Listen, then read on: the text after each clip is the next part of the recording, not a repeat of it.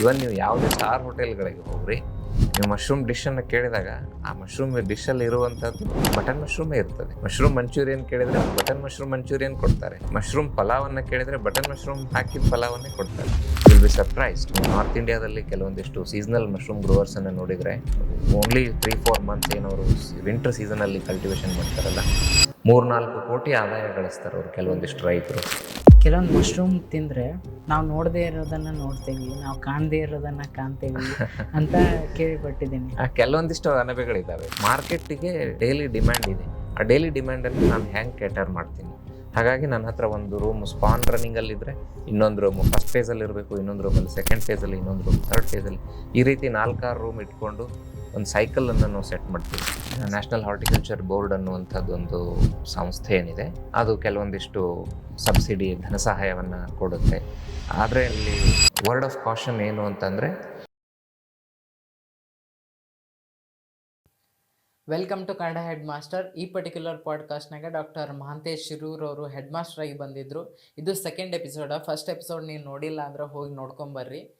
ಈ particular ಪಾಡ್ಕಾಸ್ಟ್ನಾಗ mushroom cultivate ಹೆಂಗೆ ಮಾಡಬೇಕು, ಮಶ್ರೂಮ್ ಫೈನಾನ್ಸ್ ಎಷ್ಟು ಇನ್ವೆಸ್ಟ್ಮೆಂಟ್ ಮಾಡಬೇಕು, ಆಮೇಲೆ ಯಾವ ಪ್ರದೇಶದೊಳಗೆ ಏನೇನು ಬೆಳಿತಾರ, ಯಾವ ಮಶ್ರೂಮ್ ನಮ್ಮ ದೇಹಕ್ಕೆ ಚಲೋ, ಇಂಥ ಹಲವು ಟಾಪಿಕ್ ಇಟ್ಕೊಂಡು ಈ ಪರ್ಟಿಕ್ಯುಲರ್ ಪಾಡ್ಕಾಸ್ಟ್ನಾಗ ಡಿಸ್ಕಸ್ ಮಾಡೀವಿ. ಜಾಸ್ತಿ ವೇಟ್ ಮಾಡಿಸಲ್ಲ, let's get started. Button mushroom ನಾವು ಮಾರ್ಕೆಟ್ಗೆ ಹೋದ್ರೆ ಈಸಿಯಾಗಿ ಸಿಕ್ಬಿಡ್ತದ. ವೆರಾಸ್ ಆಯಿಸ್ಟರ್ ಮಶ್ರೂಮ್ ಆ ಥರ ಸಿಗೋದಿಲ್ಲ ಅಂತ ಹೇಳೋಕ್ಕಾಗೋದಿಲ್ಲ, ಬಟ್ ಸ್ವಲ್ಪ ಕಡಿಮೆ ಪ್ರಮಾಣದಲ್ಲಿ ಸಿಗ್ತದ. ಯಾವುದು ಇವೆರಡೂ ನಾವು ತಾಳೆ ಮಾಡಿ ನೋಡಿದಾಗ ಯಾವುದು ಶ್ರೇಷ್ಠವಾಗಿದ್ದು ಅಂತ? ಇಲ್ಲ, ನಿಮ್ದು ಅಬ್ಸರ್ವೇಷನ್ ಕರೆಕ್ಟ್ ಆಗಿದೆ. ಬಟನ್ ಮಶ್ರೂಮ್ ಮಾರ್ಕೆಟಲ್ಲಿ ಸಿಗುತ್ತೆ, ಆದರೆ ಬೇರೆ ಮಶ್ರೂಮ್ ಸಿಗೋದಿಲ್ಲ ಅನ್ನೋದು ಬಹಳಷ್ಟು ಮಾರುಕಟ್ಟೆಗೆ ಹೊಂದತಕ್ಕಂಥ ಒಂದು ಅಂಶ. That observation is correct. ಆದರೆ ಅದು ಎಲ್ಲ ಮಾರ್ಕೆಟ್ಗೂ ಇಟ್ ಡಸಂಟ್ ಹೋಲ್ಡ್ ಗುಡ್. ಕೆಲವೊಂದಿಷ್ಟು ಮಾರ್ಕೆಟ್ಗಳಲ್ಲಿ ಆಯಿಸ್ಟರ್ ಮಶ್ರೂಮ್ ಮಾತ್ರ ಇರುತ್ತೆ. ನಾರ್ತ್ ಈಸ್ಟ್ ಅಲ್ಲೆಲ್ಲ ಹೋದರೆ ಅಲ್ಲಿ ಶಿಟಾಕೆ ಇರುತ್ತೆ, ಆಯಿಸ್ಟರ್ ಇರುತ್ತೆ, ಬಟನ್ ಇರೋದಿಲ್ಲ. ಸೊ ಆ ರೀತಿ ಕೂಡ ಇರುವಂಥ ಚಾನ್ಸಸ್ ಇದೆ. ಇನ್ನು ನೀವು ಸೌತ್ ಇಂಡಿಯಾಗೆ ಬಂದರೆ, ತಮಿಳ್ನಾಡಂಥ ಸ್ಟೇಟ್ಗಳಿಗೆ ಹೋದರೆ ಮಿಲ್ಕಿ ಮಶ್ರೂಮ್ ಜಾಸ್ತಿ ಸಿಗುತ್ತೆ. ಬಟನ್ ಮಶ್ರೂಮೂ ಇದೆ, ಮಿಲ್ಕಿ ಮಶ್ರೂಮೂ ಇದೆ, ಆಯಿಸ್ಟರ್ ಮಶ್ರೂಮೂ ಇದೆ.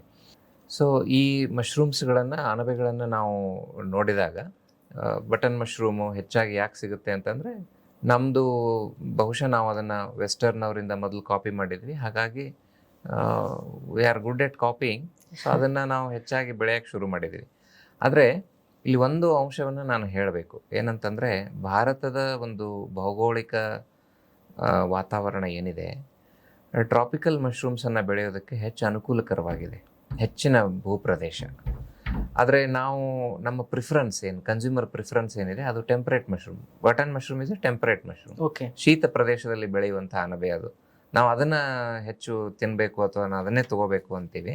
ನಮಗೆ ಈ ಟ್ರಾಪಿಕಲ್ ಮಶ್ರೂಮ್ಸ್ ಅಂತ ನಾವೇನು ಬಿಸಿಲು ಅಥವಾ ಹೆಚ್ಚು ಟೆಂಪ್ರೇಚರ್ ಇರುವಂಥ ಮಶ್ರೂಮಿನ ಪ್ರದೇಶಗಳಲ್ಲಿ ಆರಾಮಾಗಿ ಬೆಳೆಯಿರ್ತಕ್ಕಂಥ ಮಶ್ರೂಮ್ಗಳನ್ನು ನಾವು ಬೆಳೆಯೋದೇ ಇಲ್ಲ. ಆಯಿಸ್ಟರ್ ಮಶ್ರೂಮ್ ಆಗಲಿ, ಮಿಲ್ಕಿ ಮಶ್ರೂಮ್ ಆಗಲಿ ನಾವು ಹೆಚ್ಚು ಬೆಳೆಯೋದಿಲ್ಲ. ಈವನ್ ಪ್ಯಾಡಿಸ್ಟ್ರಾ ಮಶ್ರೂಮ್ ಆಗಲಿ, ಒಲ್ವೇರಿಯಲ್ಲ ಮಶ್ರೂಮ್ ಅಂತ ಏನು ಕರಿತೀವಿ, ನಾವು ಬೆಳೆಯೋದೇ ಇಲ್ಲ. ಹೆಚ್ಚಾಗಿ ಇದಕ್ಕೆ ಪ್ರಯತ್ನವೇ ಮಾಡಬೇಕಾಗಿಲ್ಲ. ನಮಗೆ ನ್ಯಾಚುರಲಿ ನಮ್ಮ ಮನೆಯಲ್ಲಿ ಅಥವಾ ನಮ್ಮ ರೂಮ್ನಲ್ಲಿ ಇರುವಂಥ ವಾತಾವರಣದಲ್ಲಿ ನಾವು ಇದನ್ನು ಬೆಳೆದು ಬಿಡ್ಬೋದು. ಆದರೆ ನಾವಿಲ್ಲ. ಟೆಂಪ್ರೇಚರನ್ನು 16 ಡಿಗ್ರಿ 18 ಡಿಗ್ರಿ ಸೆಲ್ಸಿಯಸ್ಸಿಗೆ ತಂದು ಏರ್ ಕೂಲರ್ಸ್ಗಳನ್ನು ಹಾಕಿ, ಹ್ಯುಮಿಡಿಫೈಯರ್ಸ್ಗಳನ್ನು ಹಾಕಿ, ಚಿಲ್ಲಿಂಗ್ ಪ್ಲ್ಯಾಂಟ್ಸ್ಗಳನ್ನು ಹಾಕಿ, ಅದಕ್ಕೆ ಮತ್ತೆ ಜನ್ರೇಟರ್ಗಳನ್ನು ಹಾಕಿ, ಎಲೆಕ್ಟ್ರಿಸಿಟಿ ಸುಟ್ಟು ಕಾಸ್ಟ್ಲಿ ಮಶ್ರೂಮನ್ನು ಬೆಳೆದು ಕಾಸ್ಟ್ಲಿ ಮಶ್ರೂಮನ್ನು ಮಾರಿ ಕಾಸ್ಟ್ಲಿ ಮಶ್ರೂಮನ್ನು ತಿನ್ನುವಂಥ ಒಂದು ಪ್ಯಾರಡಾಕ್ಸಿಕಲ್ ಸಿಚುವೇಶನ್ ಅಂತ ನಾವು ಕರಿತೀವಿ. ಅದು ಕ್ರಿಯೇಟ್ ಆಗಿದೆ ಭಾರತದಲ್ಲಿ. ಅದು ಸ್ವಲ್ಪ ಮಟ್ಟಿಗೆ ಆ ಟ್ರೆಂಡನ್ನು ನಾವು ರಿವರ್ಸ್ ಮಾಡಬೇಕು. ಅದು ಫುಡ್ ಹ್ಯಾಬಿಟ್ಟು, ಅದು ಕನ್ಸಂಪ್ಷನ್ ಪ್ರಿಫರೆನ್ಸ್, ಅದು ಸರಿ ತಪ್ಪು ಅನ್ನುವಂಥದ್ದು ವಿಶ್ಲೇಷಣೆ ಮಾಡೋದಕ್ಕೆ ಇದು ಅಲ್ಲ. ಆದರೂ ಕೂಡ ಆದರೆ ಇಲ್ಲಿ ನನ್ನ ಕಾಳಜಿ ಅಥವಾ ನನ್ನ ಕಳಕಳಿ ಏನು ಅಂತಂದರೆ, ಟ್ರಾಪಿಕಲ್ ಮಶ್ರೂಮನ್ನು ನಾವು ಕಡಿಮೆ ಖರ್ಚಿನಲ್ಲಿ ಬೆಳಿಬಹುದು, ಕಡಿಮೆ ಖರ್ಚಿನಲ್ಲಿ ತಿನ್ಬೋದು. Most importantly they are equally nutritious compared to button mushroom. ಅಥವಾ ಇನ್ನೂ ಕೆಲವೊಂದಿಷ್ಟು ಅಣಬೆಗಳು ಹೆಚ್ಚು ಸತ್ವಯುತವಾದಂಥ ಅಣಬೆಗಳಿದ್ದಾವೆ. Volvariella mushroom is having more protein than button mushroom dry matter weight ಬೇಸಿಸಲ್ಲಿ. Oyster mushroom has got more medicinal properties than button mushroom. But ನಾವು ಯಾಕೋ ಆಯಿಸ್ಟರ್ ಮಶ್ರೂಮನ್ನು, ಒಲ್ವೇರಿಯಲ್ಲನ್ನು ಅಥವಾ ಮಿಲ್ಕಿ ಮಶ್ರೂಮನ್ನು ತಿನ್ನಬಾರ್ದು ಅನ್ನುವಂಥದ್ದು ನನ್ನ ಜಿಜ್ಞಾಸೆ. ಬಟನ್ ಮಶ್ರೂಮಿಗೆ ನಾನು ವಿರೋಧಿ ಅಲ್ಲ, ಮಶ್ರೂಮ್ಗೆ ನಾನು ಎಲ್ಲವೂ ಮಶ್ರೂಮ್ಗಳನ್ನು ಒಂದು ತುಲನಾತ್ಮಕವಾಗಿ ಹೇಳಬೇಕು ಅಂತಂದರೆ ಈ ಕಾಂಟೆಕ್ಸ್ಟ್ ನಮಗೆ ಗೊತ್ತಿರುವಂಥದ್ದು ಇಂಪಾರ್ಟೆಂಟ್. ಹಾಗಾಗಿ ನೀವು ನೋಡ್ತಿರ್ತಕ್ಕಂಥ ಮಾರುಕಟ್ಟೆಯಲ್ಲಿ ನೋಡ್ತಿರ್ತಕ್ಕಂಥ ಮಶ್ರೂಮ್ ಹೆಚ್ಚಾಗಿ button mushroom. It's more of a copy cat. ಅದು ನಾವು ಅದನ್ನು ಅನುಸರಿಸ್ತಾ ಇದೀವಿ ಅಷ್ಟೇ. ಪಾಶ್ಚಿಮಾತ್ಯರನ್ನ ಅನುಸರಿಸಿ ತಿನ್ನುವಂಥ ಒಂದು ಹ್ಯಾಬಿಟ್ ಅಷ್ಟೇ. ಇವನ್ ನೀವು ಯಾವುದೇ ಸ್ಟಾರ್ ಹೋಟೆಲ್ಗಳಿಗೆ ಹೋಗ್ರಿ, ಒಳ್ಳೆ ಹೋಟೆಲ್ಗಳಿಗೆ ಹೋಗ್ರಿ, ನೀವು ಮಶ್ರೂಮ್ ಡಿಶನ್ನು ಕೇಳಿದಾಗ ಆ ಮಶ್ರೂಮ್ ಡಿಶಲ್ಲಿ ಇರುವಂಥದ್ದು ಬಟನ್ ಮಶ್ರೂಮೇ ಇರ್ತದೆ. ಮಶ್ರೂಮ್ ಮಂಚೂರಿಯನ್ ಕೇಳಿದರೆ ಅವ್ರು ಬಟನ್ ಮಶ್ರೂಮ್ ಮಂಚೂರಿಯನ್ ಕೊಡ್ತಾರೆ. ನೀವು ಮಶ್ರೂಮ್ ಪಲಾವನ್ನು ಕೇಳಿದರೆ ಬಟನ್ ಮಶ್ರೂಮ್ ಹಾಕಿದ ಪಲಾವನ್ನೇ ಕೊಡ್ತಾರೆ. But if you really taste mushroom having oyster mushroom, Volvariella mushroom, it is more tastier for sure. ಆದರೆ ನಮಗೆ ಲಭ್ಯತೆ ಇಲ್ಲದ ಕಾರಣಕ್ಕಾಗಿಯೋ ಅಥವಾ ಅದರ ಬಗ್ಗೆ ಇರತಕ್ಕಂಥ ಪರಿಮಿತವಾದಂಥ ಜ್ಞಾನಕ್ಕಾಗಿಯೂ ನಾವು ಅದನ್ನು ಹೆಚ್ಚಾಗಿ ಇನ್ನೂ ಬಳಕೆ ಮಾಡ್ತಾ ಇಲ್ಲ. ಅದಾಗಬೇಕು. ಓಕೆ, ಮೇ ಬಿ ಅದು ನೋಡಕ್ಕೆ ಚಂದ ಕಾಣ್ತದಂತೇನೋ ಅಥವಾ ವೆಸ್ಟರ್ನ್ ನಾವು ಕಣ್ಮುಚ್ಚಿ ಫಾಲೋ ಹೌದು, ಅದು ಸ್ವಲ್ಪ ಮಟ್ಟಿಗೆ ಅದು ಸರಿ ಇದ್ರೂ ಇರಬಹುದು. ನೋಡೋಕ್ಕೆ ಅದು ಒಳ್ಳೆಯ ಅಟ್ರಾಕ್ಟಿವ್ ಆಗಿರ್ತಕ್ಕಂಥ mushroom. So compared to button mushroom, there are other mushrooms which are equally good or even better. ಜಾಸ್ತಿ ಖಂಡಿತವಾಗ್ಲು ಆ ಥರ. ಸೊ ಆಯಿಸ್ಟರ್ ಮಶ್ರೂಮ್ ನಾವು ಈಸಿಲಿ ಸಿಗುವಂಥದ್ದು, ಅಂದರೆ ಈ ಭಾಗಕ್ಕೆ ಈಸಿಲಿ ಬೆಳಿಬಹುದಾದಂಥದ್ದು. ಸೊ ಕಾಸ್ಟ್ನು ಕಡಿಮೆ ಇರ್ತದ ಮೋಸ್ಟ್ಲಿ. ಹೌದು, ಕಾಸ್ಟ್ಲು ಕಡಿಮೆ ಆಗುತ್ತೆ. ಆಮೇಲೆ ಆಯಿಸ್ಟರ್ ಮಶ್ರೂಮಿಗೆ ನೀವು ಈ ರೀತಿ ಎಕ್ಸಸೈಸ್ ಮಾಡಬೇಕಾಗಿಲ್ಲ. ಈಗ ನೀವು ಬಟನ್ ಮಶ್ರೂಮನ್ನು ಕಂಪೋಸ್ಟ್ ಮಾಡಬೇಕು ಅಂತಂದರೆ 2-3 ಮೆಥಡ್ಗಳಿದ್ದಾವೆ ಕಂಪೋಸ್ಟ್ ಮಾಡಲಿಕ್ಕೆ. ಒಂದು, ಇಂಡಸ್ಟ್ರಿಯಲ್ ಲೆವೆಲಲ್ಲಿ ನೀವು ಬಟನ್ ಮಶ್ರೂಮನ್ನು ಬೆಳಿಬೇಕಾದಾಗ ನಿಮಗೆ ಪ್ಯಾಶ್ಚರೈಸೇಷನ್ ಟನೆಲ್ಸ್ ಬೇಕಾಗ್ತವೆ, ಬಂಕರ್ಸ್ ಬೇಕಾಗ್ತವೆ. ಲಾಂಗ್ ಮೆಥಡ್ ಆಫ್ ಕಂಪೋಸ್ಟಿಂಗಿಗೆ ಕಂಪೋಸ್ಟ್ ಯಾರ್ಡ್ ಬೇಕಾಗಿರುತ್ತೆ, ದೊಡ್ಡದು ಸೈಜಿಂದು. ಆದರೆ ಬಟನ್ ಮಶ್ರೂಮಿಗೆ ಆ ರೀತಿ ಏನಿಲ್ಲ, ನೀವು ಸಣ್ಣ ಸ್ಕೇಲಲ್ಲೂ ಕೂಡ ಮಾಡ್ಬೋದು. ಈ ಬಟನ್ ಮಶ್ರೂಮ್ ಮಾಡಲಿಕ್ಕೆ ನೀವು ಲಾಂಗ್ ಮೆಥಡ್ ಆಫ್ ಕಂಪೋಸ್ಟಿಂಗ್ ಅನ್ನುವಂಥದ್ದು ಒಂದು ಮೆಥಡ್ಡು. ನೀವು ಅದನ್ನು ಫಾಲೋ ಮಾಡಿದರೆ ನಿಮಗೆ 28-30 ದಿನ ಬೇಕಾಗುತ್ತೆ ಕಂಪೋಸ್ಟ್ ಮಾಡಲಿಕ್ಕೇ. ನೀವು ಗೊಬ್ಬರ ತಯಾರು ಮಾಡ್ಕೊಳ್ಳೋದಕ್ಕೇ 1 ತಿಂಗಳು ಬೇಕಾಗುತ್ತೆ ನಿಮಗೆ. ಯಾಕಂದ್ರೆ ನಾನು ಹೇಳಿದ್ನಲ್ಲ ಆಗಲೇ, ಸಿಲೆಕ್ಟಿವ್ ಆಗಿರ್ತಕ್ಕಂಥ ಒಂದು ಕಂಪೋಸ್ಟ್ ಇದು. ಅಲ್ಲಿ ಬಟನ್ ಮಶ್ರೂಮ್ ಮಾತ್ರ ಬೆಳಿಬೇಕು, ಬೇರೆ ಶಿಲೀಂಧ್ರ ಅಲ್ಲಿ ಬೆಳಿ ಕೂಡುದು. ಆ ರೀತಿ ಕಂಪೋಸ್ಟ್ ಮಾಡಲಿಕ್ಕೆ ನಿಮಗೆ 1 ತಿಂಗಳ ಸಮಯಾವಧಿ ಬೇಕಾಗುತ್ತೆ. ಅದರಲ್ಲಿ ತುಂಬ ಇಂಗ್ರೀಡಿಯೆಂಟ್ಸ್ ಹಾಕಬೇಕಾಗುತ್ತೆ. ಕ್ಯಾಲ್ಸಿಯಂ, ಅಮೋನಿಯಂ ನೈಟ್ರೇಟ್, ಯೂರಿಯಾದಂಥ ಕೆಲವೊಂದಿಷ್ಟು ಫರ್ಟಿಲೈಸರ್ಗಳನ್ನು ಕೂಡ ಹಾಕಬೇಕಾಗುತ್ತೆ. ಜಿಪ್ಸಮ್ ಹಾಕಬೇಕಾಗುತ್ತೆ. ಆಮೇಲೆ ಕೆಲವೊಂದಿಷ್ಟು ಮೆಥಡ್ಗಳಲ್ಲಿ ನಾವು ಪೌಲ್ಟ್ರಿ ಮ್ಯಾನ್ಯೂರನ್ನು ಹಾಕ್ತೀವಿ, ಕೋಳಿ ಗೊಬ್ಬರ ಅಂತ ಏನು ಕರಿತೀವಲ್ಲ, ಕೋಳಿ ಗೊಬ್ಬರವನ್ನು ಹಾಕ್ತೀವಿ. ಈ ರೀತಿ ಹಾಕಿ ಮಾಡಿರ್ತಕ್ಕಂಥ ಒಂದು ಗೊಬ್ಬರದಲ್ಲಿ ಈ ಮಶ್ರೂಮನ್ನು ನಾವು ಬೆಳಿತೀವಿ ಯೂಶ್ವಲಿ. ಓಕೆ, ಸೊ ನೀವು ಆಗಲೇ ಹೇಳಿದ್ರಿ ಒಂದು, ಅಂದರೆ oyster mushroom or milky mushroom north ಕಡೆ ಜಾಸ್ತಿ ಬೆಳಿತಾರೆ ಅಂತ ಹೇಳಿದ್ರೆ, ಆರ್ ಬಟನ್ ಮಶ್ರೂಮ್ ಜಾಸ್ತಿ ಬೆಳಿತಾರೆ? ನಾರ್ತ್ ಇಂಡಿಯಾದಲ್ಲಿ ಹೆಚ್ಚಾಗಿ ಬಟನ್ ಮಶ್ರೂಮ್ ಅದೇನು ಸಂಬಂಧವೇ ಇಲ್ಲ. ನಾವು ಮಶ್ರೂಮ್ ಬೆಳೀಲಿಕ್ಕೆ ಇಲ್ಲಿ ಈ ಥರ ಅನ್ನೋವಂಥದ್ದೇನಿಲ್ಲ. ಅದಕ್ಕೆ ಬೇಕಾದಂಥ ಒಂದು ನೈಸರ್ಗಿಕವಾಗಿ ಅದು ಯಾವ ಹಂತದಲ್ಲಿ ಯಾವ ರೂಪದಲ್ಲಿ ಬೆಳೀತದೋ ಆ ರೀತಿ ಒಂದು ಕಂಡೀಷನ್ ಕ್ರಿಯೇಟ್ ಮಾಡಿದರೆ ಅದು ಎಲ್ಲೇ ಆದರೂ ಬೆಳಿಬೋದು. ಆದರೆ ಹೆಚ್ಚಾಗಿ ಭಾರತದಲ್ಲಿ 80% ಇರುವಂಥದ್ದು ಪ್ರೊಡಕ್ಷನ್ ಬಟನ್ ಮಶ್ರೂಮೇ ಇದೆ. ಓಕೆ, ಸೊ ನಾರ್ತಲ್ಲಿ ಅದ್ರ ತಕ್ಕಂಥ ಎನ್ವಿರಾನ್ಮೆಂಟ್ ಇರ್ತದ? ನಾರ್ತ್ ಅಂತಂದರೆ ನೀವು ವಿಂಟರಲ್ಲಿ ಆ ರೀತಿ 16-18 ಡಿಗ್ರಿ ಸೆಲ್ಸಿಯಸ್ ಟೆಂಪ್ರೇಚರಲ್ಲಿ ಬಟನ್ ಮಶ್ರೂಮನ್ನು ಆರಾಮಾಗಿ ಬೆಳಿಬಹುದು. ಹಾಗಾಗಿ ಅವರು ಅದನ್ನು ಹೆಚ್ಚಿನ ಪ್ರಮಾಣದಲ್ಲಿ ಬೆಳೀತಾರೆ. ಆಮೇಲೆ ಅಲ್ಲಿ ಇರ್ತಕ್ಕಂಥ ನಾರ್ತ್ ಇಂಡಿಯನ್ ಏನು ಸೀಸನ್ ಇರುತ್ತಲ್ಲ, ಅದು ವಿಂಟರ್ ಸೀಸನ್ ಜೊತೆ ಮ್ಯಾರೇಜ್ ಸೀಸನ್, ವಿಂಟರ್ ಸೀಸನ್ ಜೊತೆ ಕೋಯಿನ್ಸೈಡ್ ಆಗಿರೋದ್ರಿಂದ ಆ ಬೆಳೆದಿರ್ತಕ್ಕಂಥ ಮಶ್ರೂಮ್ಗಳಿಗೆ ಅಲ್ಲಿ ಮಾರುಕಟ್ಟೆ ಕೂಡ ಇದೆ. ಹಾಗಾಗಿ ಅಲ್ಲಿ ಒಂದು ಯಶಸ್ವಿ ಉದ್ಯಮವಾಗಿ ಅದು ಹೊರಹೊಮ್ಮಿದೆ. ಭಾರತದ ಉಳಿದ ಪ್ರದೇಶದಲ್ಲಿ ಆ ರೀತಿ ಟ್ರೆಂಡನ್ನು ನಾವು ನೋಡೋದಿಲ್ಲ. ಸ್ವಲ್ಪ ಮಟ್ಟಿಗೆ ಊಟಿಯಲ್ಲಿ ಆ ರೀತಿ ವಾತಾವರಣ ಇರೋದ್ರಿಂದ ಅಲ್ಲಿ ಬೆಳೀತಾರೆ. ಉಳಿದ ಮಿಕ್ಕಿದ ಪ್ರದೇಶದಲ್ಲಿ ಹೆಚ್ಚಾಗಿ ನಾರ್ತ್ ಈಸ್ಟಲ್ಲೂ ಕೂಡ ಕೆಲವೊಂದಿಷ್ಟು ಬಟನ್ ಮಶ್ರೂಮನ್ನು ಬೆಳೆಯುವಂಥ ಪ್ರಯತ್ನಗಳಿದ್ದಾವೆ. ಆದರೆ ಉಳಿದ ಕಡೆ ಹೆಚ್ಚಾಗಿ ಕೋಸ್ಟಲ್ ಭಾಗದಲ್ಲಿ ಒಲ್ವೇರಿಯಲ್ಲ ಮಶ್ರೂಮ್ ಅಂತ ಏನು ಕರಿತೀವಿ, ಪ್ಯಾಡಿಸ್ಟ್ರಾ ಮಶ್ರೂಮ್ ಅಂತ ಕರಿತೀವಿ ಕಾಮನ್ ಆಗಿ, ಆ ಮಶ್ರೂಮನ್ನು ಬೆಳೀತಾರೆ.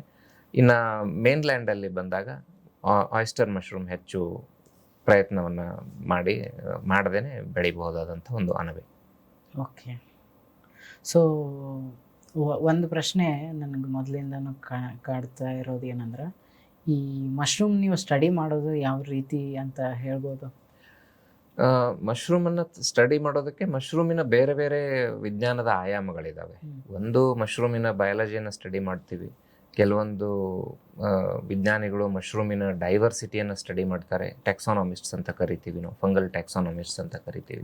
ಅದಕ್ಕೆ ಸಪರೇಟ್ ಡಿಪಾರ್ಟ್ಮೆಂಟ್. ಅವ್ರದ್ದೇ ಆದಂಥದ್ದು ಒಂದು ಸೆಪರೇಟ್ ಡಿಪಾರ್ಟ್ಮೆಂಟ್ ಇದೆ.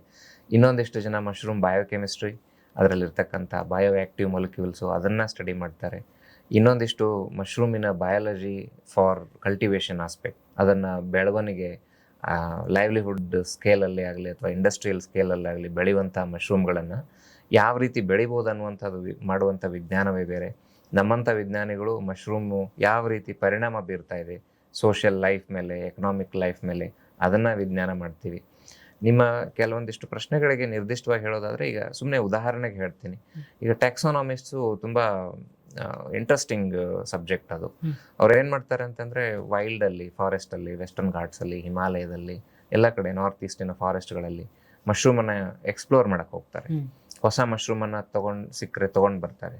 ಇದು ಐಡೆಂಟಿಫೈಡ್ ಮಶ್ರೂಮು ಯಾವ ಫೈಲಮ್ನಲ್ಲಿದೆ, ಯಾವ ಕ್ಲಾಸಲ್ಲಿದೆ, ಯಾವ ಫ್ಯಾಮಿಲಿಯಲ್ಲಿದೆ, ಯಾವ ಸ್ಪೀಸೀಸ್ ಇದು, ಅದರಲ್ಲಿ ಮತ್ತೆ ಅವನ್ನೆಲ್ಲ ಕ್ಲಾಸಿಫಿಕೇಶನ್ ಮಾಡ್ತಾರೆ.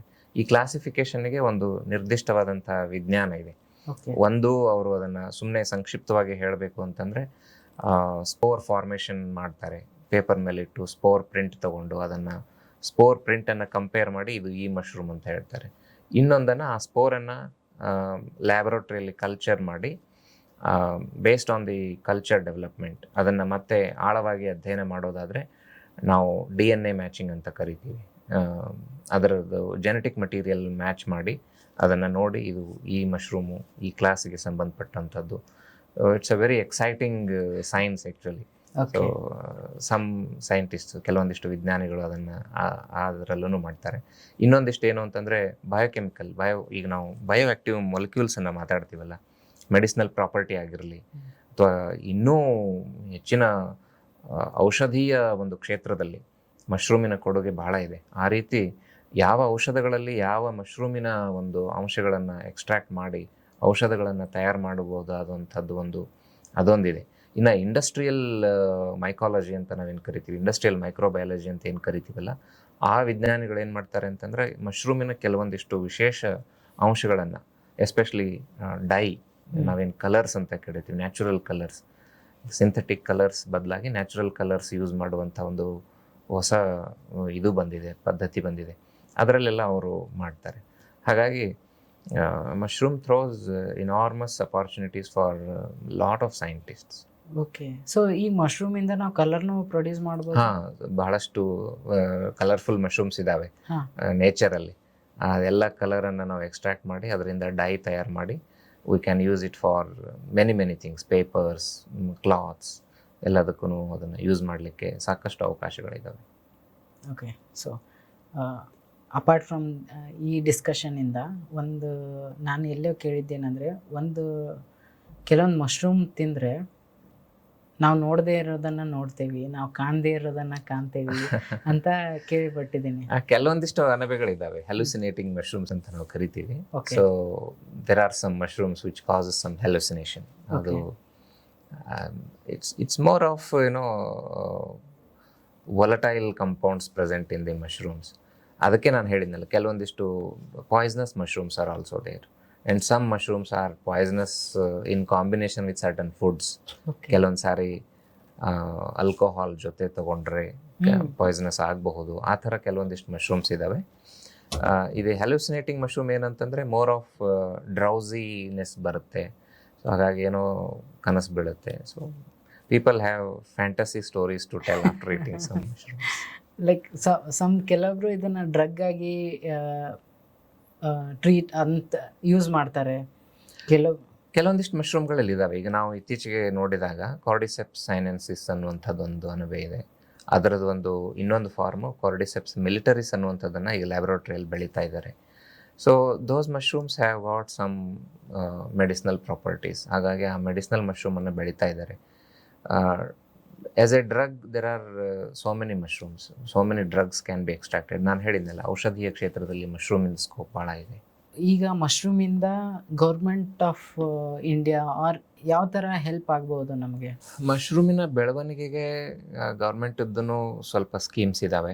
ನ್ಯಾಷನಲ್ ಹಾರ್ಟಿಕಲ್ಚರ್ ಬೋರ್ಡ್ ಅನ್ನುವಂಥದ್ದೊಂದು ಸಂಸ್ಥೆ ಏನಿದೆ, ಅದು ಕೆಲವೊಂದಿಷ್ಟು ಸಬ್ಸಿಡಿ ಧನ ಸಹಾಯವನ್ನು ಕೊಡುತ್ತೆ. ಕೆಲವೊಂದಿಷ್ಟು ಸ್ಟೇಟ್ ಗೌರ್ಮೆಂಟಲ್ಲಿ ಪ್ರಾಜೆಕ್ಟ್ಸ್ ಇರ್ತವೆ. They also support the mushroom growers. ಅದನ್ನು ತಗೋಬಹುದು. ಆದರೆ ನಾನು ಸ್ವಲ್ಪ ಇಲ್ಲಿ ವರ್ಡ್ ಆಫ್ ಕಾಷನ್ ಏನು ಅಂತಂದರೆ, ಬಹಳಷ್ಟು ಜನ ಅದನ್ನು ಸಬ್ಸಿಡಿ ಇದೆ ಅಂತ ಅಂದ್ಕೊಂಡು ಮಶ್ರೂಮ್ ಬೆಳೆಯೋಕ್ಕೆ ಬಂದು ಕೈ ಸುಟ್ಕೊಂಡಂಥ ಉದಾಹರಣೆಗಳನ್ನು ನಾವು ಜಾಸ್ತಿ ನೋಡ್ತೀವಿ. ಇದು ನಮ್ಮ ಅನುಭವದಲ್ಲಿರುವಂಥ ಒಂದು ವಿಚಾರ. ಹಾಗಾಗಿ ಇಲ್ಲಿ ಮಶ್ರೂಮ್ ಬಗ್ಗೆ ಮೊದಲು ಸ್ವಲ್ಪ ತಿಳ್ಕೊಂಡು ಕಲ್ಟಿವೇಷನ್ಗೆ ಹೋಗೋದು ಬಹಳ ಉತ್ತಮ. ಸ್ಕೀಮ್ ಇದೆ ಅಂತ ಮಶ್ರೂಮ್ ಬೆಳೆಯೋದಕ್ಕೆ ಹೋಗೋದು it can backfire. So that is my personal advice and personal experience. ಆ ರೀತಿ ಬಹಳಷ್ಟು ಜನ ಮಶ್ರೂಮ್ ಗ್ರೋಯರ್ಸ್ನ ನಾವು ನೋಡ್ತೀವಿ.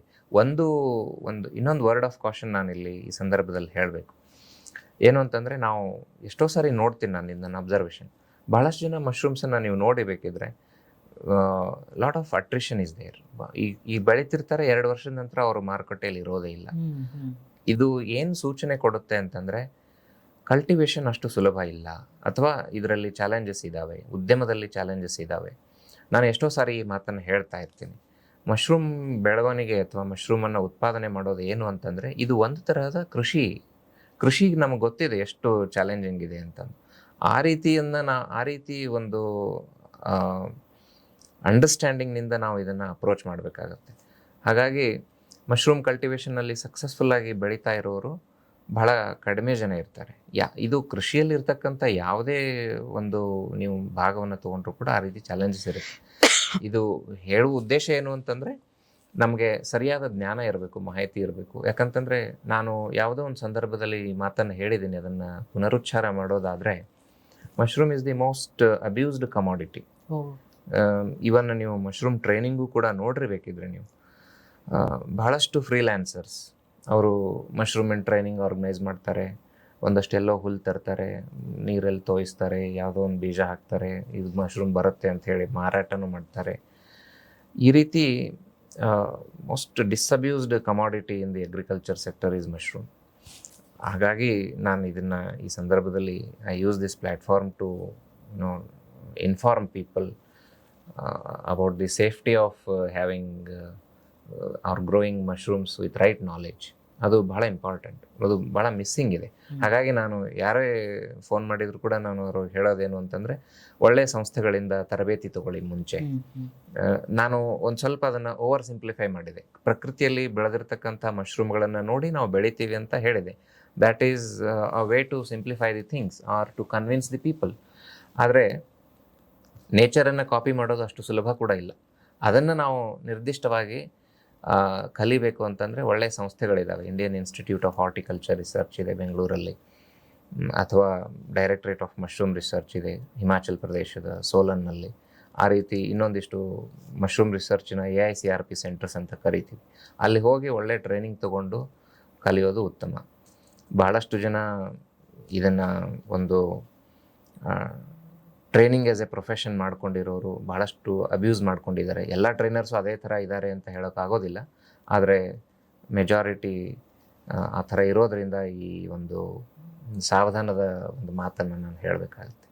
ಮೇ ಬಿ ಪ್ರಾಬ್ಲಮ್ ಎಲ್ಲಿ ಆಗ್ತದೆ ಅಂದರೆ, ಹ್ಯೂಜ್ ಅಮೌಂಟ್ ಆಫ್ ಇನ್ವೆಸ್ಟ್ಮೆಂಟ್ ಮೊದಲಿಗೆ ಮಾಡಿಬಿಡ್ತಾರೆ ಅವರು. ಹೌದು. ಆಮೇಲೆ ಸಣ್ಣ ಏನು ಇನ್ಫಾರ್ಮೇಷನ್ನ ಮಿಸ್ ಮಾಡ್ಕೊಂಡ್ಬಿಡ್ತಾರೆ. ಮೇ ಬಿ ಟೆಂಪ್ರೇಚರ್ ಮೇಂಟೈನ್ ಮಾಡೋದ್ರೊಳಗೋ ಆರ್ ಅದಕ್ಕೊಂದು ಕಲ್ಚರ್ ಕ್ರಿಯೇಟ್ ಮಾಡೋವೊಳಗೋ ಎಲ್ಲೋ ಒಂದು ಕಡೆ ತಪ್ಪಾಯ್ತು ಅಂದ್ರೂ ಅದು ಹೋಲ್ ಎಲ್ಲ ಮಶ್ರೂಮ್ಗೂ ಕೂಡ ಹ್ಯೂಜ್ ಇನ್ವೆಸ್ಟ್ಮೆಂಟ್ ಇರುತ್ತೆ ಅಂತ ಏನಿಲ್ಲ. ಕೆಲವೊಂದಿಷ್ಟು 5 ಲಕ್ಷ 10 ಲಕ್ಷ ಇನ್ವೆಸ್ಟ್ಮೆಂಟ್ ರೇಂಜಲ್ಲೂ ಕೂಡ ನಾವು ಮಶ್ರೂಮ್ ಮಾಡೆಲ್ಸ್ಗಳನ್ನು ನೋಡ್ತೀವಿ. ನಾವು ಸಣ್ಣ ಶೆಡ್ಗಳಲ್ಲಿ, ಹಟ್ಸ್ಗಳಲ್ಲಿ, ಕೋಣೆಗಳಲ್ಲಿ ಮಶ್ರೂಮನ್ನು ಬೆಳೀತಾರೆ. ಇನ್ನು ಇಂಡಸ್ಟ್ರಿಯಲ್ ಸ್ಕೇಲಲ್ಲಿ ಬೆಳೆಯುವಂಥ ವೈಟ್ ಬಟನ್ ಮಶ್ರೂಮಿನ ಸ್ಕೇಲನ್ನು ನೋಡೋದಾದರೆ, ನಾವು 10 ಕೋಟಿ 20 ಕೋಟಿ ಇನ್ವೆಸ್ಟ್ಮೆಂಟಲ್ಲೂ ಕೂಡ ಮಶ್ರೂಮ್ ಪ್ಲ್ಯಾಂಟ್ಸನ್ನು ಇಂಡಿಯಾದಲ್ಲಿ ನೋಡ್ತೀವಿ. ಆದರೆ ಐಡಿಯಲಿ ನಾವು ಏನು ತಿಳ್ಕೊಬೇಕಾಗಿದ್ದು ಅಂತಂದರೆ, ನಮ್ಮ ಮಾರುಕಟ್ಟೆಯಲ್ಲಿ ಇರತಕ್ಕಂಥ ಒಂದು ಡಿಮ್ಯಾಂಡ್ ಏನು, ನಾವು ಎಷ್ಟು ಮಶ್ರೂಮನ್ನು ಬೆಳೆದ್ರೆ ಅದನ್ನು ಮಾರಾಟ ಮಾಡ್ಬೋದು, ಈ ಮಶ್ರೂಮನ್ನು ಇಷ್ಟು ಕ್ವಾಂಟಿಟಿ ಬೆಳೀಲಿಕ್ಕೆ ನಮಗೆ ಬೇಕಾದಂಥ ಇನ್ಫ್ರಾಸ್ಟ್ರಕ್ಚರ್ ಎಷ್ಟು ಕೋಣೆಗಳು ಬೇಕು, ಎಷ್ಟು ಕಂಪೋಸ್ಟ್ ಬೇಕು, ಎಷ್ಟು ಸ್ಪಾನ್ ಬೇಕು, ಇದನ್ನು ಲೆಕ್ಕ ಹಾಕ್ಕೊಂಡು ಎಷ್ಟು ಲೇಬರ್ಸ್ ಬೇಕಾಗ್ತಾರೆ, ಇದನ್ನ ಲೆಕ್ಕ ಹಾಕ್ಕೊಂಡು ಕಾಸ್ಟ್ ಆಫ್ ಕಲ್ಟಿವೇಷನ್ ವರ್ಕೌಟ್ ಮಾಡಿ ಇದನ್ನು ಬೆಳಿಬೇಕಾಗುತ್ತೆ. ಯಾಕಂತಂದರೆ ಈ ಪಾಡ್ಕಾಸ್ಟಿನ ಲಿಮಿಟ್ ಹೊರಗಡೆ ಇರುತ್ತೆ. ಆ ಡಿಸ್ಕಷನಿಗೆ ನಾನು ಹೋದರೆ ಅದು ತುಂಬ ವಿಸ್ತಾರವಾದಂಥ ಅಧ್ಯಯನದ ಭಾಗ ಇರೋದ್ರಿಂದ ನಾನು ಇಷ್ಟರ ಮಟ್ಟಿಗೆ ಹೇಳಬಲ್ಲೆ. ಎಲ್ಲದಕ್ಕೂ ಒಂದು ಕಾಸ್ಟ್ ಆಫ್ ಕಲ್ಟಿವೇಷನ್ ಇದೆ, ಎಕನಾಮಿಕ್ಸ್ ಇದೆ. ಅದನ್ನು ನೋಡಿಕೊಂಡು ನಾವು ನಿರ್ಧಾರ ತಗೋಬೇಕಾಗುತ್ತೆ. ಓಕೆ, ಈಗ ಮಶ್ರೂಮ್ ಬೆಳೆಯೋರಿಗೆ ಅವರು ಮೊದಲಿಗೆ ಏನಾದರೂ ಬೇಕಾಗುತ್ತೆ, ಅಂದರೆ ಮೇ ಬಿ ಬೀಜ ಬೇಕಾಗ್ಬೋದು. ಅದನ್ನು ಯಾವ ಥರ ಎಲ್ಲಿ ಸಿಗುತ್ತೆ ಮತ್ತು ಯಾವ ಥರ ಸಿಗುತ್ತೆ ಅನ್ನೋದು. ಮಶ್ರೂಮ್ ಬೀಜ ಅಂತಂದರೆ ಇದು ಒಂದು ಕಲ್ಚರ್ಡ್ ಮೀಡಿಯಮ್ಮಲ್ಲಿ ಒಂದು ಕಲ್ಚರ್ಡ್ ಪ್ರೋಸೆಸ್. ಅದು ನಾವೇನು ಮಾಡ್ತೀವಿ ಅಂತಂದರೆ ಯೂಶ್ವಲಿ ಜೋಳ ಅಥವಾ ಗೋಧಿ ಅಥವಾ ಸಜ್ಜೆಯಲ್ಲಿ ಇದನ್ನು ನಾವು ಅದಕ್ಕೊಂದು ಪ್ರೋಸೆಸ್ ಇದೆ. ಅದನ್ನು ಒಂದಷ್ಟು ಕುದಿಸಿ ಸ್ವಚ್ಛ ಮಾಡಿಕೊಂಡು ಕುದಿಸ್ಕೊಂಡು ಆಮೇಲೆ ಅದರಲ್ಲಿ ಒಂದಷ್ಟು ಕೆಮಿಕಲ್ಸನ್ನು ಆ್ಯಡ್ ಮಾಡ್ತೀವಿ. ಕ್ಯಾಲ್ಸಿಯಂ ಸಲ್ಫೇಟ್, ಜಿಪ್ಸಮ್ ಅಂತ ಏನು ಕರಿತೀವಿ, ಮತ್ತು ಕ್ಯಾಲ್ಸಿಯಂ ಕಾರ್ಬೋನೇಟ್, ಈ 2 ಕೆಮಿಕಲ್ಗಳನ್ನು ಮಿಕ್ಸ್ ಮಾಡಿ ಅದಕ್ಕೆ ನಿರ್ದಿಷ್ಟವಾದಂಥ ಅನುಪಾತದಲ್ಲಿ ನಾವು 2.5% ಜಿಪ್ಸಮ್, 0.5% ಕ್ಯಾಲ್ಸಿಯಂ ಕಾರ್ಬೋನೇಟ್ ಮಿಕ್ಸ್ ಮಾಡ್ತೀವಿ. ಇದೆಲ್ಲ ಯಾಕೆ ಅಂತಂದರೆ ಸೈಂಟಿಫಿಕಲಿ pH ಮೇಂಟೈನ್ ಮಾಡೋದು ಒಂದು, ನಾನು ಆಗಲೇ ಹೇಳಿದ್ನಲ್ಲ, ಕೆಲವೊಂದಿಷ್ಟು ಅಣಬೆಗಳು ಬೆಳೆಯದೇ ಹೋಗ್ಬೋದು, ಆಮೇಲೆ ಬೇರೆ ಅಣಬೆಗಳು ಬೆಳೆಯುವಂಥ ಚಾನ್ಸಸ್ ಇರುತ್ತೆ. ಹಾಗಾಗಿ ಆ ನಿರ್ದಿಷ್ಟವಾದಂಥ pH ಮೇಂಟೈನ್ ಮಾಡೋದು ಭಾಳ ಇಂಪಾರ್ಟೆಂಟ್ ಆದಂಥ ಅಂಶ. ಮಾಯಿಶ್ಚರ್ ಮೇಂಟೈನ್ ಮಾಡೋದು ಭಾಳ ಇಂಪಾರ್ಟೆಂಟು. ಹಾಗಾಗಿ ಅದರಲ್ಲಿ ನಾವು ಇದನ್ನು ಇನಾಕ್ಯುಲೇಟ್ ಮಾಡ್ತೀವಿ. ಮಾಡಿದ ನಂತರ ಇದು ಕಲ್ಚರ್ ಆಗುತ್ತೆ, ಒಂಥರ ಕಾಟನಿ ಗ್ರೋತ್, ಹತ್ತಿ ಥರ ಒಂದು ಬೆಳವಣಿಗೆ ಬರುತ್ತೆ ಆ ಫಂಗಸ್ ಬ್ಯಾಗಲ್ಲಿ. ಅದಾದ ನಂತರ ಅದನ್ನು ನಾವು ಕಂಪೋಸ್ಟ್ಗೆ ಟ್ರಾನ್ಸ್ಫರ್ ಮಾಡ್ತೀವಿ. ಅಥವಾ ಬೇರೆ ಮಶ್ರೂಮಿನ ಇದರಲ್ಲಿ ಪರಿಸ್ಥಿತಿಯಲ್ಲಿ ಹೇಳೋದಾದರೆ, ನಾವೇನು ಹುಲ್ಲನ್ನು ಏನು ಕುದಿಸಿರ್ತೀವಿ ಅಥವಾ ಬೇರೆ ರೀತಿ ಅದನ್ನು ಪ್ಯಾಶ್ಚರೈಸ್ ಮಾಡಿರ್ತೀವಲ್ಲ, ಆ ಹುಲ್ಲಿಗೆ ಅದನ್ನು ಟ್ರಾನ್ಸ್ಫರ್ ಮಾಡ್ತೀವಿ. ಆ ರೀತಿ ಅದಕ್ಕೊಂದು ವಿಧಾನ ಇದೆ. ಅದು ಒಂದು ಇಂಪಾರ್ಟೆಂಟ್ ಪ್ರೋಸೆಸ್. ಆಮೇಲೆ ಎಲ್ಲರೂ ತಮ್ಮದೇ ಆದಂಥದ್ದೊಂದು ಸ್ಪಾನ್ ಲ್ಯಾಬ್ ಅಂತ ನಾವು ಕರಿತೀವಿ, ಅದನ್ನು ಸ್ಪಾನ್ ಅಂತ ಕರಿತೀವಿ. ಮಶ್ರೂಮಿನ ಬೀಜಕ್ಕೆ ತಮ್ಮದೇ ಆದಂಥ ಸ್ಪಾನ್ ಲ್ಯಾಬ್ ಇಟ್ಕೊಳ್ಳೋಕ್ಕೆ ಎಕನಾಮಿಕಲಿ ವಯಬಲ್ ಆಗಲಿಕ್ಕಿಲ್ಲ. ಸ್ಮಾಲ್ ಗ್ರೋಯರ್ಸು ಅದನ್ನು ಮಾಡೋದಕ್ಕೆ ಸಾಧ್ಯ ಇಲ್ಲ. ಯಾಕಂತಂದರೆ ಅದಕ್ಕೆ ಸಿಕ್ಕಾಪಟ್ಟೆ ಇನ್ವೆಸ್ಟ್ಮೆಂಟ್ ಇದೆ. ನಾನೇನು ಹೇಳಿದ್ನಲ್ಲ, ಬಿಗ್ ಅಟೋಕ್ಲೇವ್ಸ್ ಅಂತ ಹೇಳಿದ್ವಲ್ಲ, ದೊಡ್ಡ ಪ್ರೆಷರ್ ಕುಕ್ಕರ್ ಥರ ಆ ಥರ ಇರಬೇಕು, ಲ್ಯಾಮಿನಾರ್ ಫ್ಲೋ ಇರಬೇಕು, ಕೆಲವೊಂದಿಷ್ಟು ಲ್ಯಾಬ್ರೋಟರಿ ಇಕ್ವಿಪ್ಮೆಂಟ್ಸ್ ಬೇಕಾಗ್ತವೆ. ಅದನ್ನೆಲ್ಲ ಇಟ್ಕೊಂಡು ಮಾಡುವಂಥ ಒಂದು ವಿಧಾನ ಇರೋದರಿಂದ ಅದೊಂದು ಟೆಕ್ನಿಕಲ್ ಜಾಬ್ ಇದೆ, ಸ್ಕಿಲ್ಡ್ ಜಾಬ್ ಇದೆ. ಹಾಗಾಗಿ ಬೆಟರ್ ಅಂತಂದರೆ ನಾವು ಮಶ್ರೂಮಿನ ಬೀಜವನ್ನು ಮಾರಾಟ ಮಾಡೋದಕ್ಕೆ ಕೆಲವೊಂದಿಷ್ಟು ಕೇಂದ್ರಗಳಿದ್ದಾವೆ. ಬಯೋಸೆಂಟ್ರ್ ಇದೆ ಬೆಂಗಳೂರಲ್ಲಿ, ಹುಳಿಮಾವ್ನಲ್ಲಿ, IIHR ಇದೆ ಬೆಂಗಳೂರಲ್ಲಿ, ಅಥವಾ ಶಿವಮೊಗ್ಗದಲ್ಲಿನೂ ಕೂಡ ಬಯೋಸೆಂಟ್ರ್ ಇದೆ. ಆ ರೀತಿ ಕೆಲವೊಂದಿಷ್ಟು ಕೇಂದ್ರಗಳಲ್ಲಿ ಮಶ್ರೂಮ್ ಬೀಜ ಅವೈಲೇಬಲ್ ಇರುತ್ತೆ. ಅದನ್ನು ತಂದು ಬೆಳೆಯೋದು ಒಂದು ವಿಧಾನವನ್ನು ಅನುಸರಿಸಬಹುದು. ಆದರೆ ದೊಡ್ಡ ಯೂನಿಟ್ಗಳಿಗೆ ತಮ್ಮದೇ ಆದಂಥ ಸ್ಪಾನ್ ಲ್ಯಾಬ್ ಇಟ್ಕೋಬೇಕಾದಂಥ ಅವಶ್ಯಕತೆ ಬರುತ್ತೆ. ಯಾಕಂತಂದರೆ ನೀವು ಈಗ ಒಂದು ದಿನಕ್ಕೆ 1,000 kg ಮಶ್ರೂಮ್ ಬೆಳಿತೀರಿ ಅಂತಂದರೆ ನಿಮಗೆ ಬಹುಶಃ ಪ್ರತಿದಿನ ನಿಮಗೆ 20-30 ಬಾಟಲ್ಸ್ ಸ್ಪಾನ್ ಮಾಡಬೇಕಾದಂಥ ಒಂದು ಅವಶ್ಯಕತೆ ಇರುತ್ತೆ. ನೀವು ಪ್ರತಿದಿನ ಅಷ್ಟನ್ನು ಖರೀದಿ ಮಾಡೋದು ಎಕನಾಮಿಕಲಿ ವಯಬಲ್ ಆಗಲಿಕ್ಕಿಲ್ಲ. ಹಾಗಾಗಿ ನಿಮ್ಮದೇ ಸ್ಪಾನ್ ಲ್ಯಾಬ್ ಇಟ್ಕೊಳ್ಳುವಂಥ ಒಂದು ವ್ಯವಸ್ಥೆಯನ್ನು ಕೂಡ ಇಟ್ಕೋಬೇಕಾಗುತ್ತೆ. ದೊಡ್ಡ ಯೂನಿಟ್ನವ್ರಿಗೆ. ಚಿಕ್ಕ ಯೂನಿಟ್ನವ್ರಿಗೆ ಅದು that is a very huge over head expense ಅಂತ ಅನ್ನಿಸ್ಬೋದು. ಓಕೆ, ಸೊ ಈಗ ಒಂದ್ಸರಿ ನಾವು ಅದನ್ನು ಮಶ್ರೂಮಿನ ಬೀಜವನ್ನು ತೊಗೊಂಬರ್ಬೇಕಾದ್ರೆ ಎಷ್ಟು ದಿನ ಇಟ್ಕೋಬಹುದು? ವೆರಿ ಗುಡ್, ಇದು ಬಹಳ ರಿಲೆವೆಂಟ್ ಪ್ರಶ್ನೆ. ಯಾಕಂತಂದರೆ ಅದಕ್ಕೂ ಒಂದು ಲೈಫ್ ಸೈಕಲ್ ಇದೆ, ಶಾರ್ಟ್ ಲೈಫ್ ಸೈಕಲ್ ಇದೆ. ನೀವು ಮಶ್ರೂಮನ್ನು ತೊಗೊಂಡು ಬರುವಂಥ ಒಂದು ಮೆಥಡ್ ಕೂಡ ಇಂಪಾರ್ಟೆಂಟು. ಈಗ ಯಾವ ಮಶ್ರೂಮನ್ನು, ಈ ಬಟನ್ ಮಶ್ರೂಮನ್ನು ನೀವು ಭಾಳಷ್ಟು ಟೆಂಪ್ರೇಚರ್ ಮಧ್ಯಾಹ್ನ ನಮ್ಮ ಬಯಲುಸೀಮೆಯಲ್ಲಿ 30-40 ಡಿಗ್ರಿ ಸೆಲ್ಸಿಯಸ್ಸಲ್ಲಿ ಬಸ್ಸಲ್ಲಿ ಇಟ್ಕೊಂಡು ಬಂದುಬಿಟ್ರೆ ನೀವು ಬರೋದ್ರೊಳಗೇ ಅರ್ಧ ಮಶ್ರೂಮದ್ದು ವೈಟಾಲಿಟಿ ಖಾಲಿಯಾಗಿ ಹೋಗಿರುತ್ತೆ, ಸತ್ತು ಬಿಟ್ಟಿರುತ್ತೆ. ಹಾಗಾಗಿ ಯೂಶ್ವಲಿ ನಾವು ಕೋಲ್ಡ್ ವೇಫರ್ ವ್ಯಾನ್ಸಲ್ಲಾಗಲಿ ಅಥವಾ ಕೋಲ್ಡ್ ಚೈನಲ್ಲಾಗಲಿ ಅದನ್ನು ಸಪ್ಲೈ ಮಾಡಬೇಕಾಗುತ್ತೆ. ವೈಟ್ ಬಟನ್ ಮಶ್ರೂಮಿನ ಒಂದು ಗ್ರೋಯಿಂಗ್ ಕಂಡೀಷನ್ ಏನಿದೆ 16-20 ಡಿಗ್ರಿ ಸೆಲ್ಸಿಯಸ್ ಟೆಂಪ್ರೇಚರ್ ಇರೋದ್ರಿಂದ ಆ ರೀತಿ ಕಂಡೀಷನ್ಸಲ್ಲೇ ಅದನ್ನು ಟ್ರಾನ್ಸ್ಫರ್ ಮಾಡಬೇಕಾಗುತ್ತೆ. ಟ್ರಾಪಿಕಲ್ ಮಶ್ರೂಮ್ಸಿಗೆ ಅಂಥ ಏನು ಚಾಲೆಂಜಸ್ ಇರೋದಿಲ್ಲ. 30-32 ಡಿಗ್ರಿ ಸೆಲ್ಸಿಯಸ್ಸಲ್ಲೂ ಕೂಡ ನಾವು ಅದನ್ನು ಟ್ರಾನ್ಸ್ಫರ್ ಮಾಡ್ಬೋದು. ಇನ್ನು ನಿಮ್ಮ ಪ್ರಶ್ನೆಗೆ ಬರೋದಾದರೆ, ಪ್ರತಿ ಮಶ್ರೂಮಿನ ಒಂದು ಅದೇನು ಲೈಫ್ ಸೈಕಲ್ ಇರುತ್ತೆ, ನೀವು ಅದನ್ನು ಮಶ್ರೂಮನ್ನು ಕಲ್ಚರ್ ಮಾಡಿದಾಗ ಒಳಗಡೆ ಏನು ನೀವು ಗೋಧಿ ಆಗಲಿ ಅಥವಾ ಜೋಳ ಆಗಲಿ ಹಾಕಿರ್ತೀರಲ್ಲ, ಅದು ಅದಕ್ಕೆ ಆಹಾರ ಆಗಿರ್ತದೆ. ಆಹಾರ ಎಕ್ಸಾಸ್ಟ್ ಆದಮೇಲೆ ಅದು ಅದಕ್ಕೆ ಆಹಾರ ಇಲ್ಲದೆ ಇರುವಾಗ ಅದು ತೀರ್ಕೊಳ್ಳುತ್ತೆ. ಒಂದು ಎರಡನೇದು, ನೀವು ಅದಕ್ಕೆ ಕಂಡೀಷನ್ ಕೊಟ್ಟಿರೋದೇ ಸ್ವಲ್ಪ ಇರುತ್ತೆ. ಹಾಗಾಗಿ ಮಶ್ರೂಮಿನ ಪೂರ ಲೈಫ್ ಸೈಕಲ್ಲೇ ನಾವು ನೋಡಿದರೆ from compost to fruiting body production itself will take 75 days time. ಹಾಗಾಗಿ ಅದು ಮಶ್ರೂಮ್ ಬೆಳೀತು ಅಂತಂದರೆ ಅಲ್ಲೇ ಫ್ರೂಟಿಂಗ್ ಕೊಡುತ್ತೆ ಅಥವಾ ಅಲ್ಲೇ ಸಫೋಕೇಶನ್ ಆಗುತ್ತೆ. ಹಾಗಾಗಿ ಅದು ಇನಾಕ್ಯುಲೇಷನ್ ಮಾಡಿದ ನಂತರ ಅದು ಕಲ್ಚರ್ ಆಗಲಿಕ್ಕೆ 15 ಡೇಸ್ ಟೈಮ್ ತೊಗೊಳುತ್ತೆ, ಮೋರ್ ಆರ್ ಲೆಸ್, ಹೆಚ್ಚು ಕಡಿಮೆ ಎಲ್ಲ ಮಶ್ರೂಮ್ನು ಅದೇ ಟೈಮ್ ತೊಗೊಳುತ್ತೆ. ಕರೆಕ್ಟಾಗಿ ಕಂಡೀಷನನ್ನು ಪ್ರೊವೈಡ್ ಮಾಡಿದರೆ ಅದು 15 ಡೇಸಿಗೆ ರೆಡಿ ಆಗಿದೆ ಬೀಜ ಮಿಕ್ಸ್ ಮಾಡಲಿಕ್ಕೆ. ಅದಾದ ನಂತರ ಒಂದು 15 ಡೇಸು ಅಥವಾ ಒಂದು ವಾರ, 5-6 ಡೇಸ್, 1 ವೀಕ್ವರೆಗೂ ನೀವು ಇಡ್ಬೋದು. ಅದನ್ನು ಟೆಂಪ್ರೇಚರ್ ರೆಫ್ರಿಜರೇಟೆಡ್ ಕಂಡೀಷನಲ್ಲಿ ಇಟ್ಟರೆ. ಇಲ್ಲ ಅಂತಂದರೆ ಅದು it will die it's natural death. ಒಂದು ಸರಿ ಅದು ಫ್ರೂಟಿಂಗ್ ಬಾಡಿ ಏನು ಮಶ್ರೂಮ್ ನಮ್ಗೆ ಬರ್ತದಲ್ಲ, ಅದನ್ನು ಎಷ್ಟು ದಿನ ನಾವು ಇಟ್ಕೋಬೋದು, ಇಟ್ಟು ನಾವು ಕನ್ಸ್ಯೂಮ್ ಮಾಡ್ಬೋದು? ಅದು ಬೇರೆ ಕಾಯಿಪಲ್ಯ ಥರನೇ. ನಾವು ಆ ಕಾಯಿಪಲ್ಯ ಎಷ್ಟು ದಿನ ಇಟ್ಕೋಬೋದು ಅನ್ನೋದನ್ನು ಅದರ ಫಿಸಿಕಲ್ ಕಂಡೀಷನನ್ನು ನೋಡ್ತೀವಿ. ಆದರೆ ಕೆಲವೊಂದು ಮಶ್ರೂಮಲ್ಲಿ ಏನಾಗುತ್ತೆ ಅಂದರೆ ಕೆಲವೊಂದು ಸಾರಿ ಈ ಬ್ರೌನ್ ಕಲರ್ ಬರುತ್ತೆ. ವೈಟ್ ಬಟನ್ ಮಶ್ರೂಮನ್ನು ನೀವು ನೋಡಿದಾಗ ಮಾರುಕಟ್ಟೆಯಲ್ಲಿ ಕೆಲವೊಂದು ಸಾರಿ ಬ್ರೌನ್ ಲೇಯರ್ ಬಂದಿರುತ್ತೆ.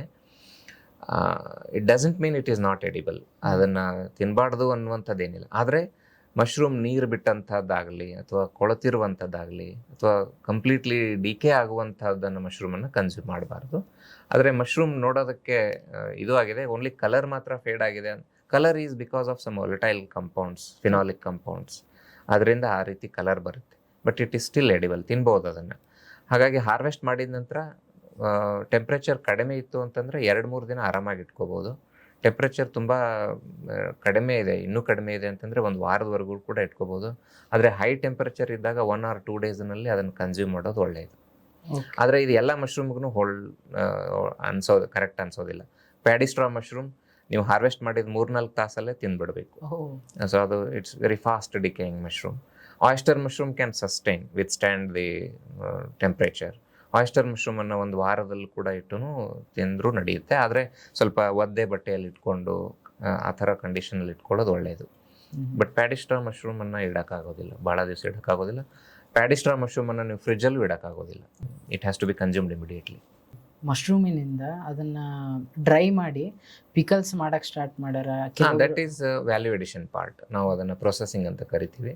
ಕೆಲವೊಂದು ಸಾರಿ ಮಶ್ರೂಮಗೆ ಡಿಮ್ಯಾಂಡ್ ಇರಲಿಕ್ಕಿಲ್ಲ, ಟ್ರಾನ್ಸ್ಪೋರ್ಟೇಷನಲ್ಲಿ ಟೆಕ್ನಿಕಲ್ ತೊಂದರೆ ಆಗಿರ್ಬೋದು, ಅಥವಾ ನಮಗೆ ಬೇಕಂದಾಗ ಮಶ್ರೂಮ್ ತಿನ್ನಬೇಕಾದಂಥದ್ದು ಒಂದು ವ್ಯವಸ್ಥೆಯನ್ನು ಮಾಡ್ಕೊಳ್ಳೋದಕ್ಕೆ ನಾವು ಮಶ್ರೂಮಿನ ಪ್ರಾಡಕ್ಟ್ಸನ್ನು ಮಾಡ್ತೀವಿ. So ready to serve foods ಮಾಡ್ತೀವಿ. ಪಲ್ಯಗಳನ್ನು ಮಾಡಿ ಪ್ಯಾಕ್ ಮಾಡಿ ಇಟ್ಕೋಬೋದು, ಅಥವಾ ಪಿಕ್ಕಲ್ ಮಾಡಿ ಇಟ್ಕೋಬೋದು, ಅಥವಾ ಮಶ್ರೂಮನ್ನು ಪೌಡರ್ ಮಾಡ್ಕೊಂಡು ಮಶ್ರೂಮ್ ಡ್ರೈ ಪೌಡರ್ ಇಟ್ಕೊಂಡು ಆಮೇಲೆ ಅದನ್ನು ಸೂಪಲ್ಲಿ ಆ ಥರ ಯೂಸ್ ಮಾಡ್ಬೋದು. ಅಥವಾ ಈಗ ಮಶ್ರೂಮ್ ಫೋರ್ಟಿಫೈಡ್ ಫುಡ್ಸ್ ಅಂತ ನಾವು ಕರಿತೀವಿ. ಕೆಲವೊಂದಿಷ್ಟು ಮಶ್ರೂಮ್ ಫ್ಲೋರ್ ಆ್ಯಡ್ ಮಾಡಿ ಜಲೇಬಿ ಅಥವಾ ಇದರಲ್ಲಿ ಚಕ್ಲಿಗಳಲ್ಲಿ ಬೇರೆ ನಮ್ಮ ಕರ್ನಾಟಕದ ಫುಡ್ಸ್ ಏನಿರುತ್ತೆ ಅದರಲ್ಲಿ ಹಾಕಿ ಮಾಡುವಂಥದ್ದೊಂದು ವ್ಯವಸ್ಥೆ ಇದೆ. ಭಾಳಷ್ಟು ಜನ ಮಾಡ್ತಾ ಇದ್ದಾರೆ. ಮಶ್ರೂಮ್ ಫೋರ್ಟಿಫೈಡ್ ಪ್ರಾಡಕ್ಟ್ಸ್ ಅಂತ ಮಾಡ್ತಾ ಇದ್ದಾರೆ. It's very good, nutritious. Junk food ತಿನ್ನೋದಕ್ಕಿಂತಲೂ ಕೂಡ ಈ ರೀತಿ ನ್ಯೂಟ್ರಿಷಿಯಸ್ ಫುಡ್ ತಿನ್ನೋದಕ್ಕೆ ಮಾಡ್ಕೊಂಡಂಥ ಒಂದು ವ್ಯವಸ್ಥೆ. ನಾವು people are following that consumption pattern. ಭಾಳಷ್ಟು ಜನ ಈ ಮಶ್ರೂಮ್ ಕಲ್ಟಿವೇಶನ್ಗೆ ಬರೋ ಮೂಲ ಉದ್ದೇಶ ಏನಂದ್ರೆ ಅವರು ಇನ್ಸ್ಟಾಗ್ರಾಮ್ ಆಗಲಿ ಇಲ್ಲ ಯಾವುದೇ ಫೇಸ್ಬುಕ್ ಆಗಲಿ ಯೂಟ್ಯೂಬಲ್ಲಿ ಅದೊಂದು ಆ್ಯಡ್ ನೋಡಿರ್ತಾರೆ. ಈ ಮನುಷ್ಯ ಇಷ್ಟು ಪ್ರಾಫಿಟ್ ಮಾಡಿದ, ನೀವು ಪ್ರಾಫಿಟ್ ಮಾಡಬೇಕಂದ್ರೆ ಇದನ್ನು ಮಾಡಿರಿ ಅಂಥೇಳಿ ಇಂಥ ಅಡ್ವರ್ಟೈಸ್ಮೆಂಟ್ನಿಂದ ಉತ್ಸುಕರಾಗಿ ಅವ್ರು ಬಂದು ಈ ಕಲ್ಟಿವೇಶನ್ಗೆ ಇಳಿತಾರೆ. ಸೊ ಆ ಪರ್ಸ್ಪೆಕ್ಟಿವ್ ನೋಡಿದ್ರೆ ಏನು ಸಂದೇಶ ಕೊಡೋಕ್ಕೆ ಇಷ್ಟಪಡ್ತೀರಿ ರೈತರಿಗೆ? ಅದರಲ್ಲಿ ಏನಂತಂದರೆ ನನಗೆ ಕಾಣ್ತಿರ್ತಕ್ಕಂಥ ಲಾಭ ಅಂತಂದರೆ ಒಂದೇ, they are creating interest. But ಅದರಲ್ಲಿ ಹೆಚ್ಚು ಹಾನಿ ಇರೋದನ್ನೇ ನಾನು ಹೇಳೋಕ್ಕೆ ಇಚ್ಛೆ ಪಡ್ತೀನಿ. ಯಾಕಂತಂದರೆ mushroom cultivation has its challenges. ನಾನು ಹೇಳಿದಾಗೆ ಅದನ್ನು ಬೀಜದ ಒಂದು ಪದ್ಧತಿ ಇದೆ, ಬೀಜ ಮಾಡೋ ಪದ್ಧತಿ ಇದೆ, ಕಂಪೋಸ್ಟ್ ತಯಾರು ಮಾಡೋ ಪದ್ಧತಿ ಇದೆ. ನಮಗೆ ಕೋಣೆಗಳನ್ನು ನಿರ್ಧಾರ ಮಾಡ್ಕೋಬೇಕು. ಗ್ರೋಯಿಂಗ್ ರೂಮ್ಸ್ ಅಂತ ಕರಿತೀವಿ. ಶೆಡ್ ಇರ್ಬೋದು, ಹಟ್ಸ್ ಇರ್ಬೋದು, ರೂಮ್ಸ್ ಇರ್ಬೋದು. ಆ ಮಶ್ರೂಮಿಗೆ ಬೇಕಾದಂಥ ಮೈಕ್ರೋ ಕ್ಲೈಮೇಟನ್ನಲ್ಲಿ ಕ್ರಿಯೇಟ್ ಮಾಡಬೇಕಾಗುತ್ತೆ.